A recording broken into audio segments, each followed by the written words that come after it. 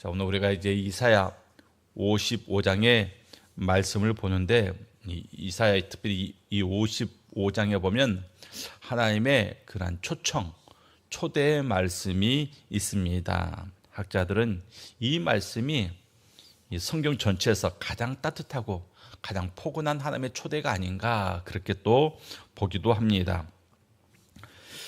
이 이사야가 이 40장서부터 55장까지 위로의 책이라고 합니다. 그래서 바벨론 포로 생활 가운데 고통을 당하는 그런 이스라엘 사람들에게 하나님께서 위로와 회복을 선포하고 있습니다.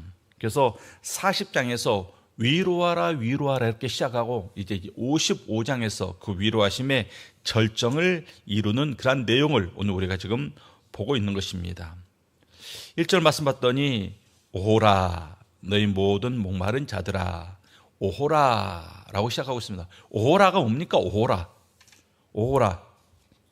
오호라는 감탄사예요. 그런데 어떤 뜻을 담고 있는 감탄사니까, 히브리어에서의 오호라는 원어에 슬프다, 그런 뜻을 담고 있는, 슬프다, 슬픔을 담고 있는 감탄사라는 것입니다. 그래서 여기서 지금 하나님께서 오호라 하면서 우리를 초청하고 있잖아요. 너희 목마른 자들아 내게로 와라. 이 하나님께서는 약간 그 이스라엘 백성들을 보면서 그런 애통함을 가지고, 슬픔의 마음을 가지고 이들을 초청하고 있다라는 것입니다. 왜 하나님께서 이스라엘 백성들을 바라보면서 그런 슬픈 마음을 가지고 이들을 초청하고 있는가? 그들이 바로 헛된 것을 쫓고 있기 때문에 그래요. 헛된 것을 쫓고 있기 때문에. 1절에 하나님께서 초청하는 대상이 누굽니까? 목마른 자들아. 자, 여기서 말하는 목마른 자, 이것은 진짜 우리가 물을 많이 먹지 못해가지고 우리의 목이 가란 그러한 상태를 말하는 게 아닙니다. 여기서 말하는 목마른 자, 이것은 신체적 갈등도 포함되어 있지만 더 깊은 그 영혼의 깊은 그러한 갈급한 상황을 말씀하고 있는 거예요. 영혼의 깊은 갈급함이 있는 사람들. 근데 봤더니 너희 목마른 자들아 물로 나오라. 그 다음에 뭐라고 말할까? 돈 없는 자도 오라. 자, 목마른 자들과 돈 없는 자들, 뭔가 좀 맞지 않잖아요. 목마름이라는 것은 어떤 영적 깊은 갈급함을 의미하는 건데, 돈은 말 그대로 돈이거든요. 물질이거든요. 그러니까 지금 예수님께서, 하나님께서 부르시는 사람들을 보면 맨 처음에는 목마른 자들아, 영적 기가 상태에 빠진 너희들아 내게로 나와라, 그렇게 말씀하시면서 또 동시에 돈 없는 자도 오라, 물질적으로 가난한 자도 나에게 오라, 이렇게 말씀하고 있습니다. 그럼 우리가 이것을 통해서 알 수 있는 것은, 하나님은 우리의 믿음 생활, 영적인 삶에만 간섭하는 분이 아니라 우리의 물질 생활을 하나님께서 간섭하시는 분이구나, 우리의 물질 생활도 책임지시는 분이구나 라는 것을 알 수 있습니다. 그래서 우리가 먹든지 마시든지 무엇하든지 주의 영광을 살아, 이것은 우리의 먹는 것도 다 신앙의 일이다. 그러니까 돈 쓰는 것도 신앙의 일이라는 거예요. 돈을 버는 것도 영적인 일이고 돈을 쓰는 것도 영적인 일이다라는 것을 우리에게 지금 보여주고 있습니다. 목마른 자들도 와라, 가난한 자들도 와라, 돈 없는 자들도 와라. 뭐 하시려고? 하나님께서 채워주시겠다라는 것입니다. 또 오늘 이 1절 말씀에 보면 목마른 자들아 물로 나오라 했어. 물. 자, 여기서 말하는 물이 우리가 이렇게 먹는 이게 뭐 생수 이런 걸 말하는 게 아니라는 것을 알고 계시죠? 예. 여기서 말하는 물은 H2O, 이 물을 말하는 게 아닙니다. 왜? 여기서 목마른 자들은 영적 기갈 상태를 제가 의미한다 그랬기 때문에 당연히 물을 의미하는 게 아니죠. 성경에서 물이라는 단어가 나올 때 그 물은 대부분 일관되게 하나님이 주시는 생명, 구원과 연관되어 나옵니다. 그러니까 이 물이라는 것은 생명과 구원을 상징한다는 것입니다. 이스라엘 백성들이 광야 생활할 때 광야 생활 가운데 물이 없었잖아요. 반석을 쳐서 물이 나왔잖아요. 그 물이 뭐라고요? 생명수. 그 반석은 예수 그리스도를 의미하는 겁니다. 그래서 성경에서 나오는 이 목마름, 그리고 물을 마셨다, 물이 광야에서 나왔다, 이 모든 것들은 단순히 육체적 목마름을 해결해 줬다가 아니라 우리의 인생의 문제, 죄의 문제, 어떻게 해서도 내 죄를 해결할 수 없는 그러한 영적 기갈 가람 상태에 있는 사람, 그러한 사람들에게 하나님께로부터 나오는 이 생명수로 말미암아 우리가 구원을 얻게 되는 그러한 것들을 의미하더라는 것입니다. 그러니까 예수께서 이렇게 말씀하시잖아요. 누구든지 목마르거든 내게로 와서 마시라. 나를 믿는 자는 성경에 이른 것 같이 그 배에서 생수의 강이 흘러나오리라. 그러니까 하나님께서 물을 주신다. 내게로 와서 물로 나오라.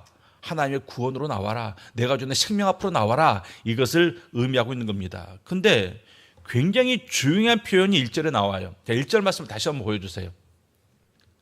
1절 말씀. 자, 오라. 너희 모든 목마른 자들아 나오라. 돈 없는 자도 오라. 너는 와서 사막대 돈 없이 값 없이 와서 포도주와 젖을 사라. 자, 여기서 핵심되는 단어가 뭘까요, 여러분들?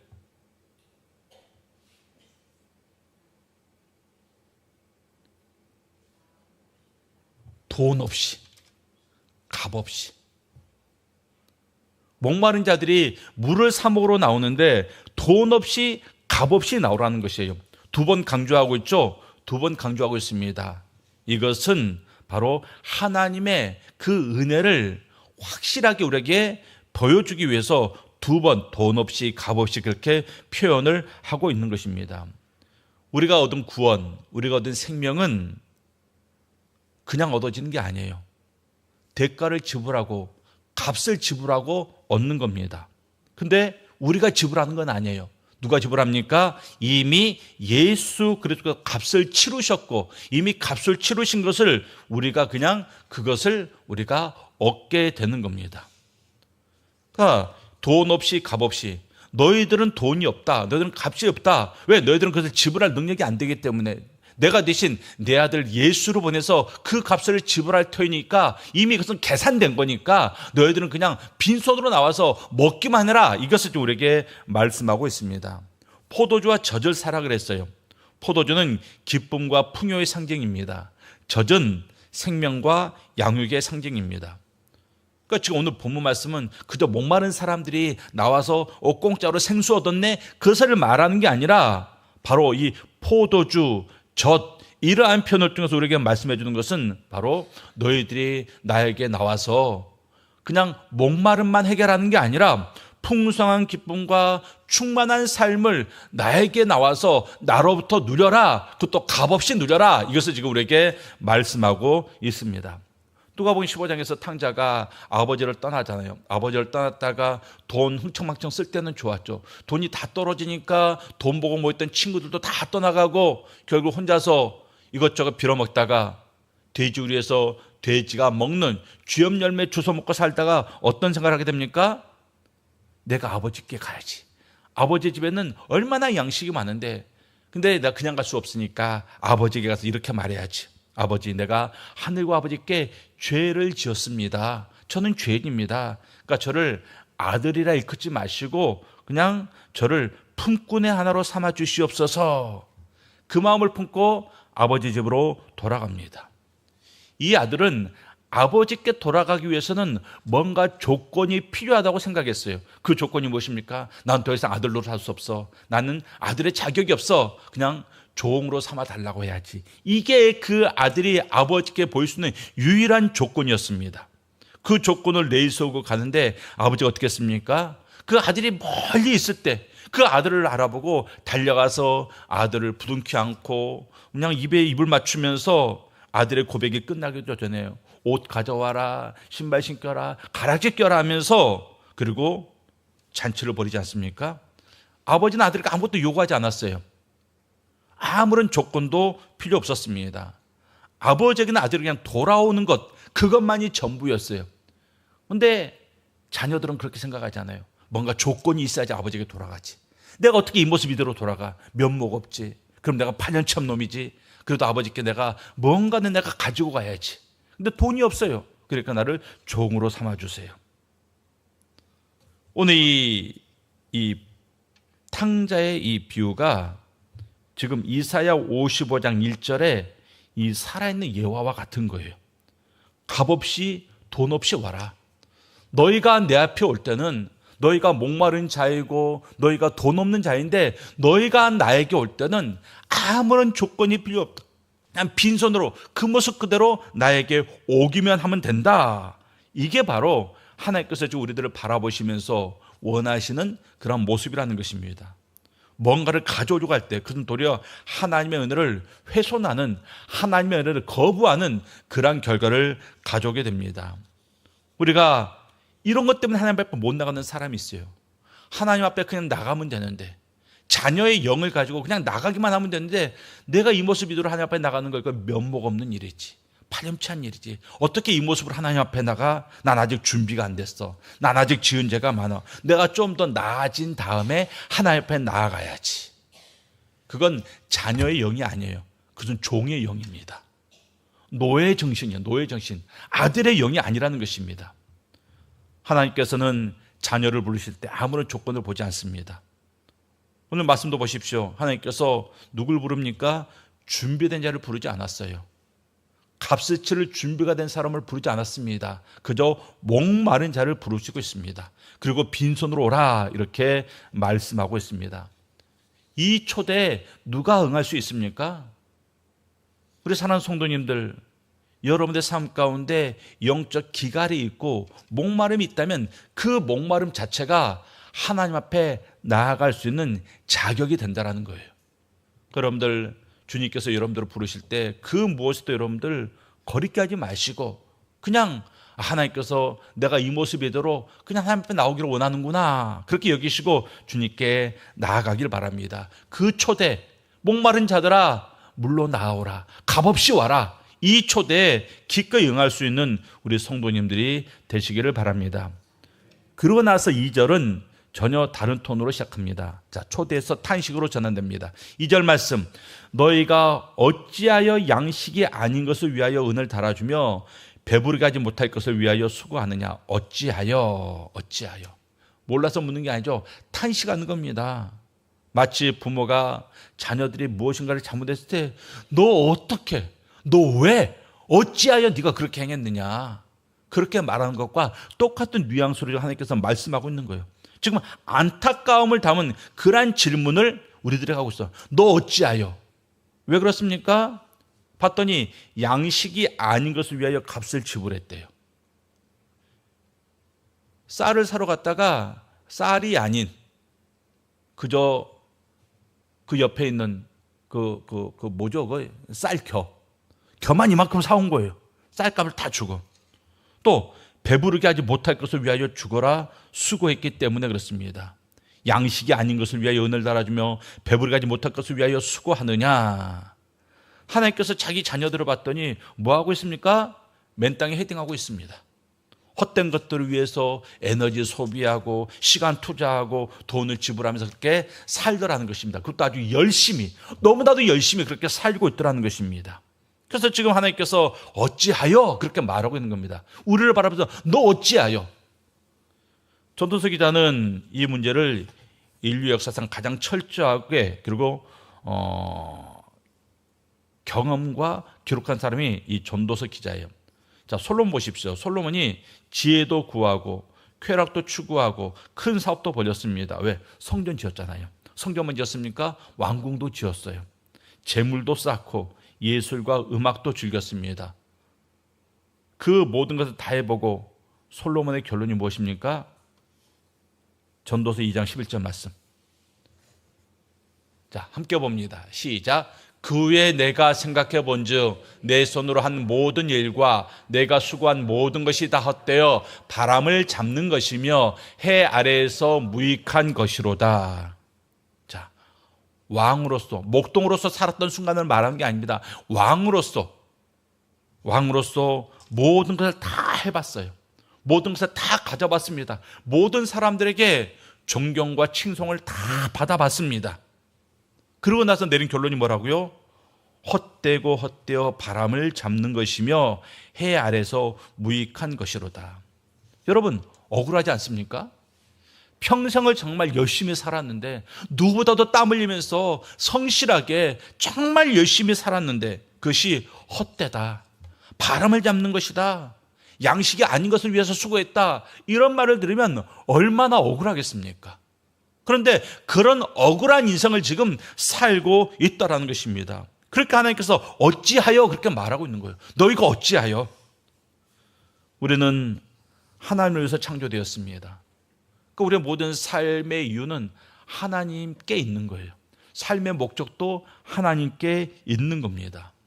그 하나님이라는 목적에 하나님이 빠지고 다른 존재가 들어가 있으면 그 인생은 바로 이러한 인생이 되는 거예요. 헛되고 헛되어 또 헛되니 바람을 잡는 것이다. 하나님으로부터 하나님을 위해서 하나님과 더불어 이 자리에 하나님이 빠지고 사람, 물질, 자식, 가족, 직장 이런 것들이 들어가면 그 인생이 뭐라고요? 헛된 인생이 되더라는 것입니다. 오늘 우리가 어떤 헛된 것들을 위해서 수고하고 있는가? 성공을 위해서 수고하고 있죠. 성공. 거기서 말하는 성공이 하나님이 말하는 성공입니까? 아니죠. 세상에 말하는 성공이에요. 세상에 말하는 성공을 위해서 지금 열심히 달려가고 수고하고 있습니다. 더 높은 자리, 더 안정된 직장, 더 많은 사람들의 존경. 그러나 세상에서 소위 그런 정상에 올랐던 사람들의 고백이 이게 단가? 허무하다라는 것입니다. 공허하다라는 것입니다. 그 공허함은 성공 위에도 여전히 남아 있습니다. 또 어떤 사람은 관계에서 만족을 찾으려고 합니다. 그래서 이런 눈에 보이는 어떤 일, 그런 것보다는 사람과의 관계에서 완벽함을 추구하려고 해요. 그래서 어떤 사람에게도 나쁜 존재로 나쁜 인상을 줘서는 안 돼요. 모든 사람에게 나는 완벽한 존재가 돼야 됩니다. 그래서 그 관계에서 만족을 찾기 위해서 그 관계를 기울이고 관계를 세우고 관계를 유지하는데 정말 많은 수고를 기르면서 살아갑니다. 그래서 주변에 사랑하는 사람도 많아요. 친밀한 사람도 많습니다. 그런데 중요한 것은 아무리 많은 사람이 있을지라도 그 사람이 우리의 영적인 갈증을 해결해 주지 못한다 이것입니다. 사람은 절대 하나님의 자리를 채울 수가 없는 거예요. 하나님께서 주실 것들을 사람이 절대 공급해 줄 수 없다는 것입니다. 또 어떤 사람들, 이 세 번째 부류에 우리가 많이 속해 있습니다. 어떤 종교적 행위, 교회 안에서 어떤 활동, 그것으로 만족을 찾으려고 합니다. 열심히 예배 참석하고 봉사하고 헌금하고 기도도 하고 하나님 앞에 뭔가를 열심히 쌓고 있어요. 그런데 그게 양식이 아니고 그것이 헛된 바람일 수가 있다는 것입니다. 굉장히 무서운 말이죠. 왜냐하면 하나님 자체, 하나님 그분을 구하지 않고 하나님에 대한 하나님을 구한 그 그분을 구하는 게 아니라 그 어떤 종교적인 활동 자체만을 구할 때, 그러니까 내가 교회 안에서 수고했었던 모든 믿음의 행위들, 그게 믿음의 행위가 되기 위해서는 그것의 모든 최종 목적에 하나님이 있어야 되는데 그 교회의 예배드림의 그 목적에 하나님이 없어요. 예배 드릴 때 내가 복 받는 게 복이거든요. 그게 목적이거든요. 예배 잘 드려서 내가 복 받아야지. 거기에는 하나님이 없잖아요. 열심히 봉사해서 내가 복 받아야지. 거기는 하나님이 없잖아요. 내가 열심히 예배하고 내가 열심히 봉사하고 내가 열심히 기도하고 그 마지막에 하나님의 뜻, 하나님의 영광이 있어야 되는데 그게 없다라는 거예요. 그 모든 것들을 통해서 내가 잘 살아야지, 내가 잘 돼야지, 우리 자녀들이 잘 돼야지. 그거 신앙생활 아닌 거죠. 신앙생활 아닙니다. 이방 사람들이 우상 앞에서 똑같이 그렇게 하고 있어요. 똑같이. 그러니까 우리의 모든 삶의 목적, 특별히 교회 안에서 종교활동, 그 모든 종교활동, 예배의 목적, 헌금의 목적, 기도의 목적, 봉사의 목적에 하나님이 없고 그걸 통해서 내가 복받아야지, 이게 있으면 우리는 지금 헛되고 헛된 바람을 붙잡는 그러한 삶을 살고 있다는 것입니다. 그런데 2절 후반부에 해결책을 제시하고 있습니다. 내게 듣고 들을지어다. 그리하면 너희가 좋은 것을 먹을 것이며 너희 자신들이 기름진 것으로 즐거움을 얻으리라. 그 모든 것들이 헛된 것이 되지 않고 그 모든 것들이 바람을 잡는 그러한 것들이 되지 않고 그게 정말 나에게 유익이 되고 복이 되기 위해서 뭐 해야 된다고요? 내게 듣고 들을지어다. 하나님의 음성을 들으라, 이것을 말씀하고 있습니다. 하나님의 말씀을 듣고 들을지어다 그랬습니다. 내게 듣고 들을지어다. 2번 반복하고 있죠. 강조하고 있습니다. 내 말을 제발 좀 진지하게 들어라. 이것을 말하고 있는 거예요. 하나님의 말씀을, 성경 말씀을 그냥 듣지 말고, 그냥 뉴스 듣지 말고, 유튜브 보듯이 보지 말고 제발 진지하게 정성을 다해서 들으라. 이것을 지금 말씀하고 있는 겁니다. 여러분들, 우리 인생이 잘 되기 위해서 무엇에 에너지를 쏟아야 될까요? 양식을 사는데, 또 무엇을 또 구하는데. 근데 그런데 에너지를 쏟아봤자 오늘 성경 말씀한 것처럼 다 그게 헛된 것이기 때문에 정말 우리가 많은 에너지를 쏟아야 되는 것이 어디인가? 하나님의 음성의 귀를 기울이는데, 거기에 우리의 에너지를 많이 써야 됩니다. 우리의 시간을 많이 들여야 됩니다. 내게 듣고 들을지어다 그랬잖아요.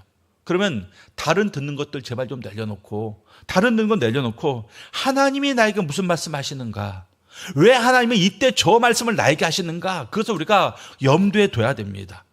거기서부터 진정한 부르심, 그리고 진정한 응답, 진정한 축복이 시작이 되기 때문에 그렇습니다.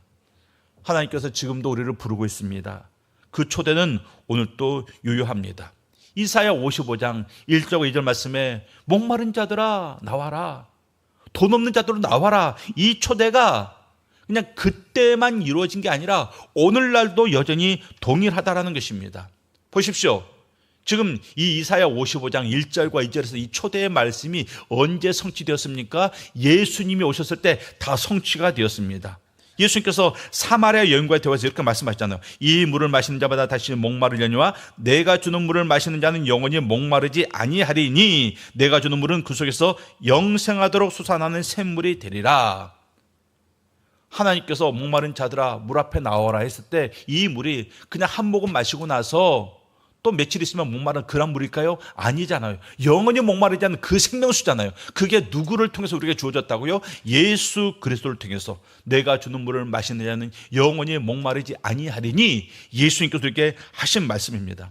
또 예수님께서 뭐라고 말씀하십니까? 요한복음 6장에서 나는 생명의 떡이니 내고 있는 자는 결코 줄이지 아니할 터이요 나를 믿는 자는 영원히 목마르지 아니하리라 그랬습니다.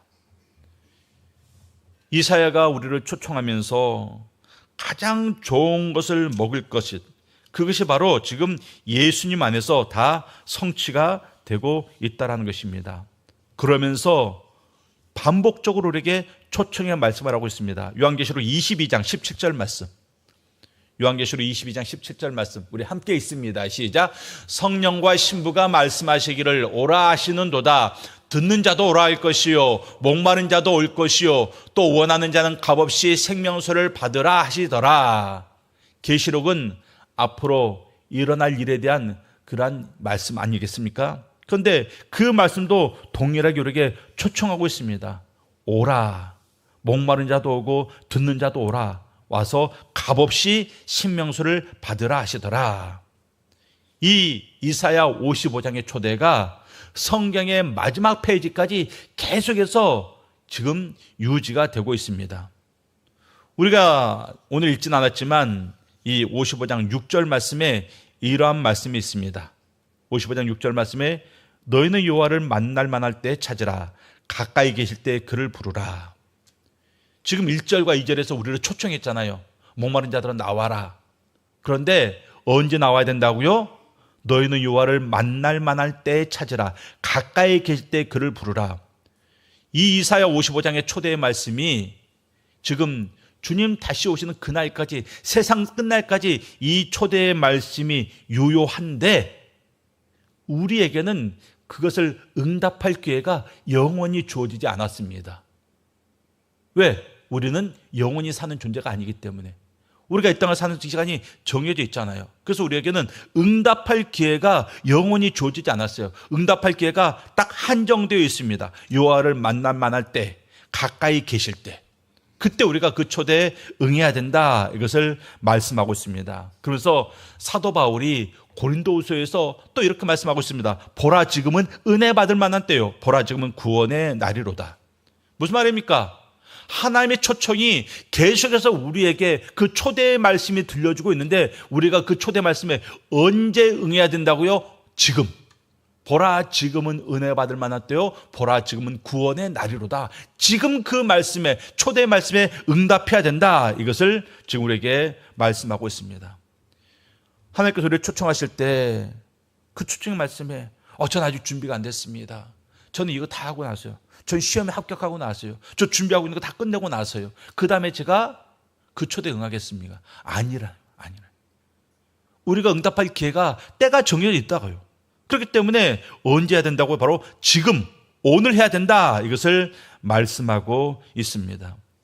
오늘 여러분들이 이 금요기도 자리에 나왔잖아요. 자리에 나와서 주님께서 지금 여러분들이 하고 있는 그 초대의 말씀을 여러분들이 동일하게 들어야 됩니다. 누구는 목마른 사람이고, 누구는 돈 없는 사람이에요. 또 누구는 아픈 사람이에요. 또 누구는 두려워하는 사람입니다. 하나님께서는 동일하게 그들을 지금 초대하고 있습니다. 너 두려워하고 있느냐? 나에게 나와라. 너 돈이 없느냐? 나에게 나와라. 너 몸이 아프냐? 나에게 나와라. 너 목마르냐? 나에게 나와라. 너 외롭냐? 나에게 나와라. 그 나오라는 그 초대 말씀에 언제 나와야 된다고요? 아무런 조건 없이 그냥 빈손으로 나와라. 값없이 나와라. 왜 값없이 나오라 그럴까요? 지금 당장 나오란 그 말이에요. 뭔가 조건이 제시되면 그거 조건 준비하는데 시간이 걸리잖아요. 그러니까 다 필요 없다. 지금 당장 나와라. 이 말씀을 우리에게 하고 있는 겁니다.